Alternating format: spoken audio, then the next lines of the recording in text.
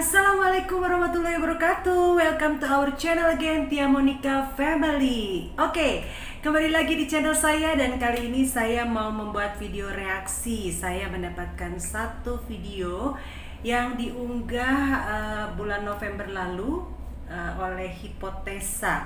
Judulnya The History of Ganyang Malaysia katanya. Kita tahu sejarah, tapi tentunya kita tidak tahu detail seperti apa. Ini hanya sebagai pengingat dan pembelajaran saja buat kita tentunya. Mari kita simak sama-sama sejarahnya seperti apa sih sampai terjadi istilah Ganyang Malaysia. 1, 2, 3. Pada 10 Maret 1965, gedung McDonald di Singapura diledakkan oleh bom. Ledakan ini menewaskan 3 dan melukai kurang lebih 30 orang. Trauma serta kebingungan tersebar di seluruh Singapura. Dalang di balik ledakan ini adalah 2 marinir Indonesia. Namun, aksi ini bukan semata-mata menargetkan Singapura, melainkan seluruh Malaysia, baik di Semenanjung hingga utara Kalimantan. Pesan Indonesia adalah satu, bahwa serangan-serangan serupa tidak akan berhenti sampai tujuan Indonesia tercapai, yakni kehancuran Federasi Malaysia. Belum genap 1 dekade Malaysia merdeka dan menyatukan Singapura, Sabah, dan Sarawak, diyakini harus melawan agresi Indonesia, negara yang sebelumnya dianggap sebagai saudaranya sendiri. Tentu, banyak faktor yang berkontribusi pada pertikaian Indonesia dan Malaysia. Video ini adalah bagian pertama dari 2 seri yang hendak menjelaskan mengapa kedua bangsa serumpun ini dapat terjerumus dalam peperangan. Oke. Dekolonisasi. Ini masih part 1 ya, berarti ada 2 part. Part 1, part 2. Intervensi Inggris. Anti-imperialisme.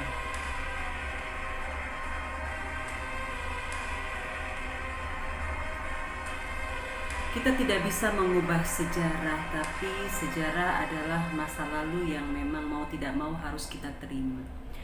Oke, bagian 1, konfrontasi latar belakang.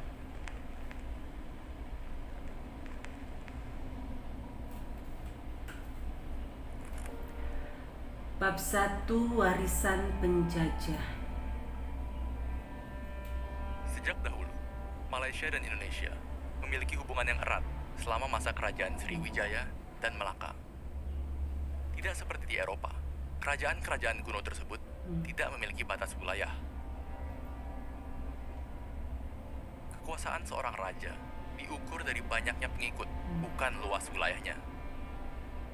Akibatnya, terdapat interaksi yang kuat melalui pernikahan, perdagangan, dan imigrasi antara Semenanjung Malaya dan Sumatera. Lalu, penjajahan pun datang, dan dengannya, konsep akan perbatasan. Dalam upaya menandingi dominasi Belanda sebagai pusat perdagangan di Batavia, kedua negara menandatangani Anglo-Dutch Treaty yang membagi daerah kekuasaan antara Inggris di Semenanjung Malaysia dan Belanda di Nusantara. Lalu, Bernese Agreement membatasi daerah kekuasaan antara Inggris dengan Siam. Kemudian, seorang Inggris bernama James Brooke menjadi raja di daerah yang kini bernama Sarawak, dan Sabah pada akhirnya dikuasai oleh perusahaan Inggris bernama North Borneo Chartered Company. Untuk membangun wilayahnya, Inggris mendatangkan ribuan bahkan jutaan pekerja asing dari Tiongkok dan India sebagai kuli dan buruh. Seiring berjalannya waktu, orang Malaysia semakin tidak puas dengan penjajahan Inggris. Pasalnya, kedatangan pekerja asing dalam jumlah besar ini semakin memojokkan bangsa Melayu yang masih dipaksa untuk bekerja di perkebunan. Alhasil, kekecewaan terhadap sistem penjajahan Barat bercampur dengan kecurigaan pada orang-orang pendatang. Mereka merasa bahwa pendatang lebih diuntungkan dalam penjajahan Inggris daripada orang asli Melayu. Bab 2, saudara seperjuangan. Oke, berarti intinya adalah Inggris lah yang mendatangkan pekerja-pekerja dari India dan China itu adalah untuk dipekerjakan oleh Inggris di tanah Melayu yang kala itu di bawah kekuasaan Inggris ya.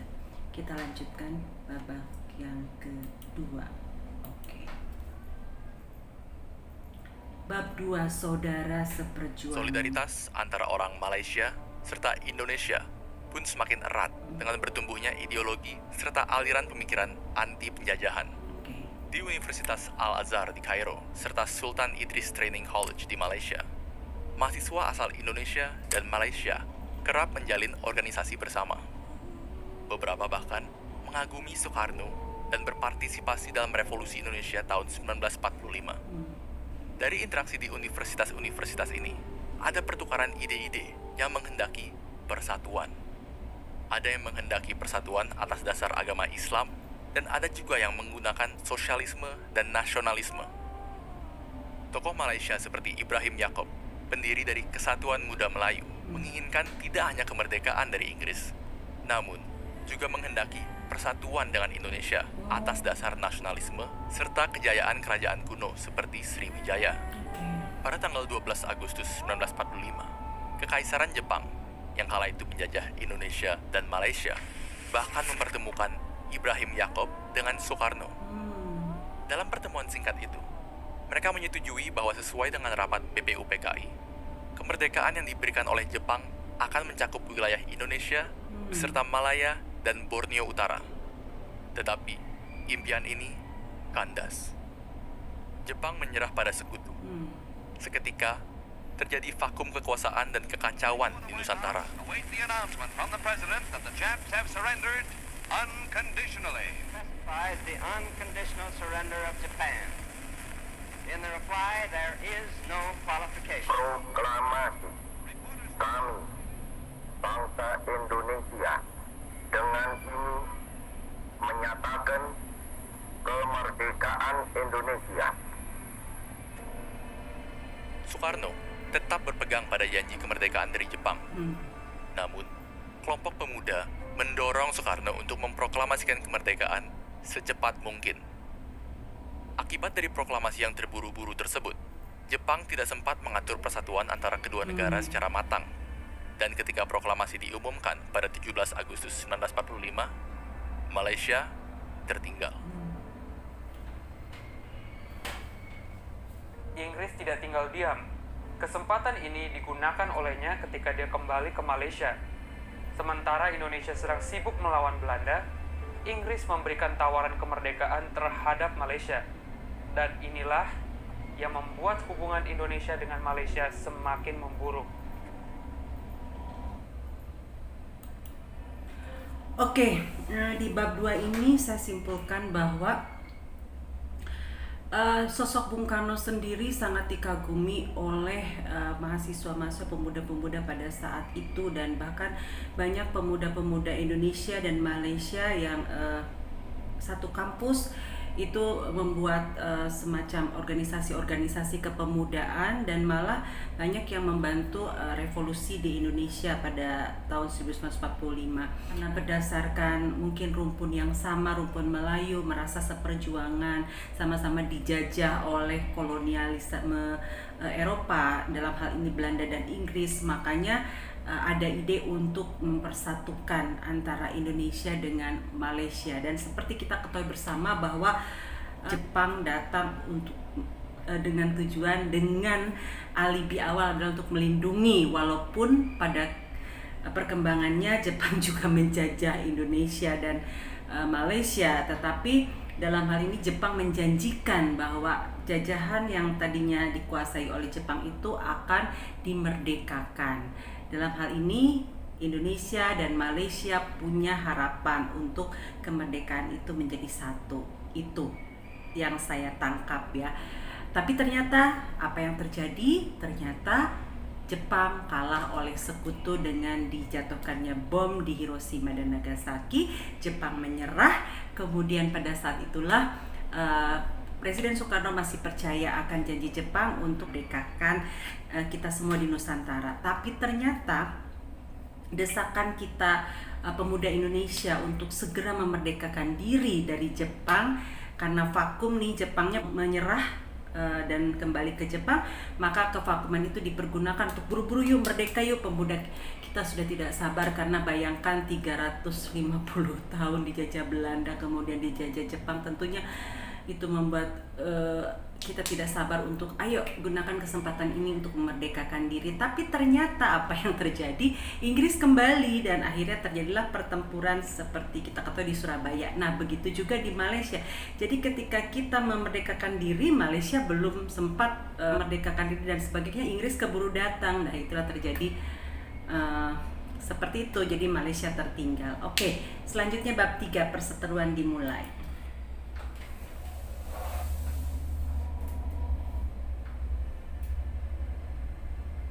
Pada tahun 1946, terjadi revolusi sosial di Sumatera.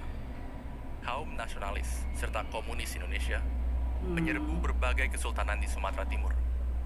Keluarga serta pendukung Kesultanan Langkat, Serdang, Asahan, dan Indragiri ditangkap bahkan dibunuh sebagai upaya untuk memberangus sisa-sisa feodalisme di Indonesia. Bagi Malaysia yang menganggap kesultanan tersebut sebagai sesama kaum Melayu, nasib serupa dapat menimpa mereka apabila bersatu dengan Indonesia. Malaysia yang anti-komunis percaya bahwa bersatu dengan Indonesia sama saja dengan menghancurkan budaya Melayu di Malaysia. Berbeda dengan Indonesia, Inggris memberikan tawaran yang lebih menarik, yakni Inggris tidak akan menghapus Kesultanan Melayu di Malaysia. Home rule for Malaya is discussed in London between Federation leaders and the British government. Setelah berdebat panjang antara Inggris dan United Malay National Organization atau UMNO, kemerdekaan Malaysia disetujui pada tanggal 31 Agustus 1957 sebagai negara federal. For the celebrations marking the independence of the Federation of Malaya, which will spotlight Malaya as the world's newest independent country. Sir Donald McGillivray, last of the British High Commissioners, arrives at King's House to sign the new agreement. He is accompanied by His Highness Tuanku Abdul Rahman, the newly elected first paramount ruler. Ini tidak cukup bagi Tunku Abdul Rahman, Perdana Menteri Malaysia pertama. Pasalnya, ia ingin memastikan bahwa etnis Tionghoa dan India semakin menjadi minoritas di dalam Malaysia. Untuk mencapai hal tersebut, Tunku Abdul Rahman berupaya untuk menyatukan Singapura, Sarawak, dan Sabah. Dan dia harus berhati-hati. Pertama, dia harus tidak memprovokasi Indonesia karena masih banyak di antara populasi di Malaysia yang pro-Indonesia. Kedua, dia harus meyakinkan masyarakat Sabah dan Sarawak bahwa pada dasarnya mereka juga Melayu. Pada 30 Juli hingga 5 Agustus 1963, pemimpin Indonesia, Malaysia, serta Filipina bertemu di Manila. Mereka bertiga setuju untuk menunda penggabungan Sarawak dan Sabah dengan Malaysia. Perserikatan Bangsa-Bangsa dipimpin oleh U Thant akan melakukan riset dan menentukan apakah masyarakat Sabah dan Sarawak ingin bersatu dengan Malaysia atau tidak.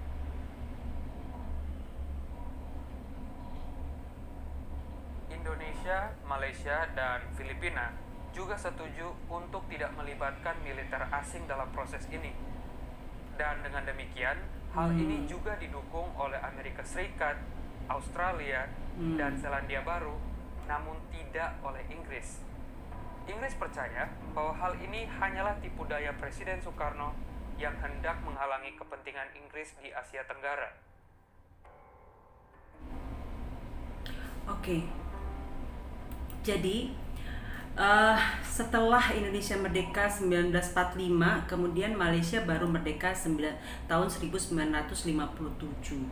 Kurang lebih 12 tahun setelah Indonesia merdeka. Tapi Indonesia merdeka pun 1945 itu tidak mulus karena baru diakui kalau tidak salah oleh dunia beberapa tahun kemudian. Bahkan Indonesia sempat terjadi peperangan kembali dengan Inggris ya.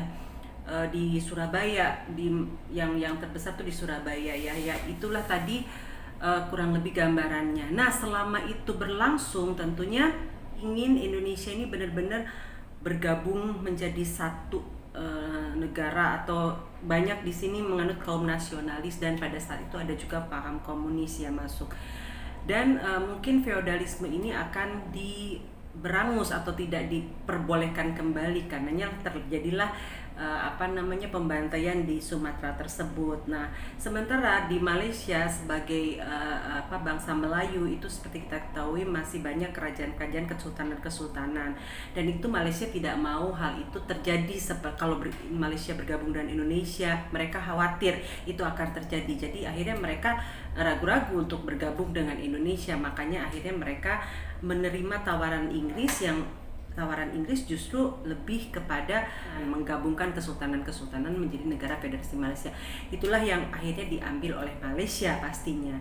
Oke, dan setelah itu Sabah dan Sarawak ternyata belum bergabung.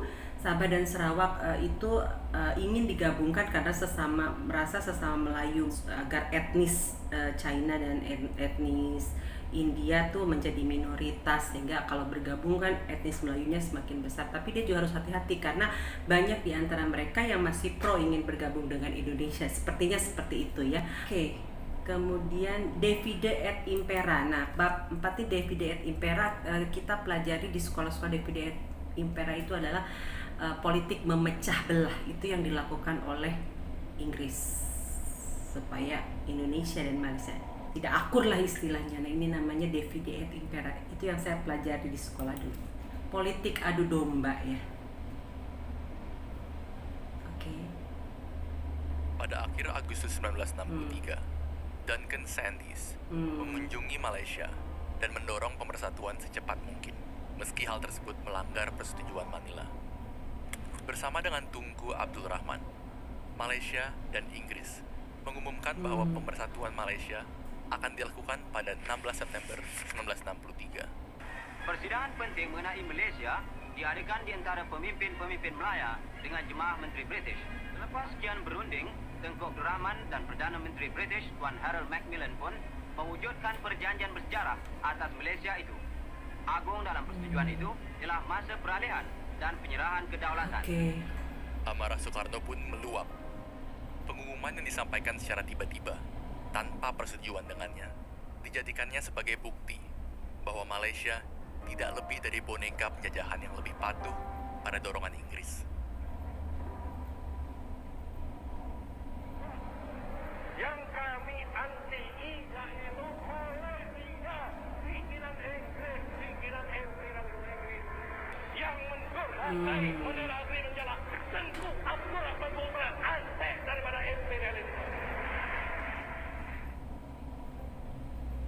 Di Jakarta, kedutaan Malaysia dan Inggris diguncar dengan kerusuhan, dan di mana-mana kampanye untuk mengganyang Malaysia dikumandangkan.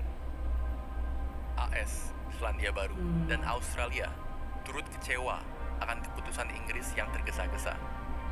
Meskipun pada akhirnya studi U-Tan menyatakan bahwa Sabah dan Sarawak memang bersedia bergabung dengan Malaysia, amarah Indonesia dan Filipina sudah tidak dapat terbendung.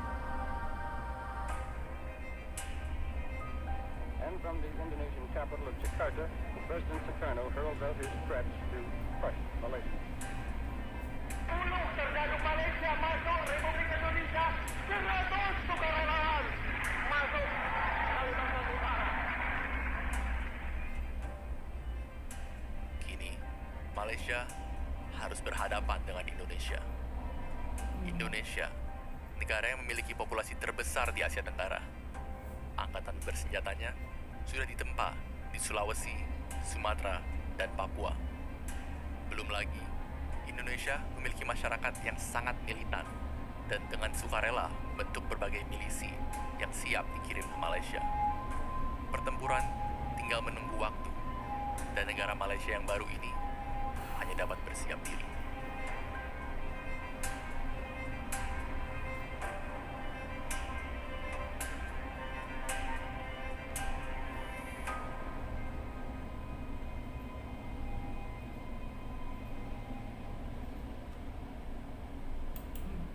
habis ya part 1. Oke.